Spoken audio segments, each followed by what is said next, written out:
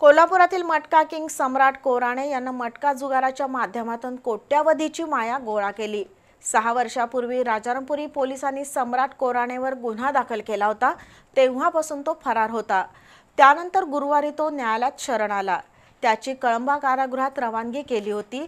आज पोलीस उपाधीक्षकांनी कोराणेला कळंबा कारागृहातून ताब्यात घेतलं।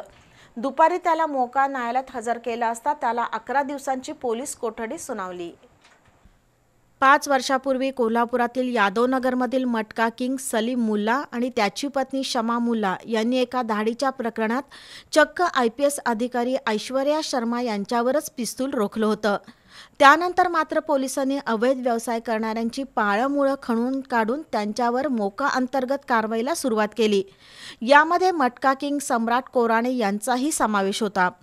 त्यामुळे राजारामपुरी पोलिसात मोका अंतर्गत गुन्हा दाखल होताच सम्राट कोराणे हा फरार झाला।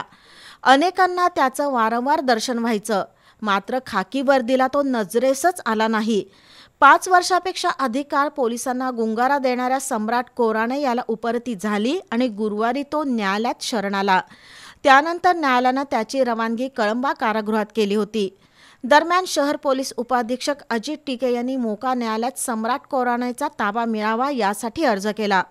त्यानुसार न्यायालयानं परवानगी दिल्यानं आज सकाळी कळंबा कारागृहातून मोठ्या पोलीस बंदोबस्तात सम्राट कोराणेला पोलिसांनी ताब्यात घेतलं। त्याला राजारामपुरी पोलिसांच्या स्वाधीन केलं। दुपारी त्याला मोका न्यायालयात हजर करण्यात आलं। त्याला न्यायालयानं 11 दिवसांची पोलीस कोठडी सुनावली आहे। या प्रकरणाचा DYSP अजित टिके तपास करत आहेत।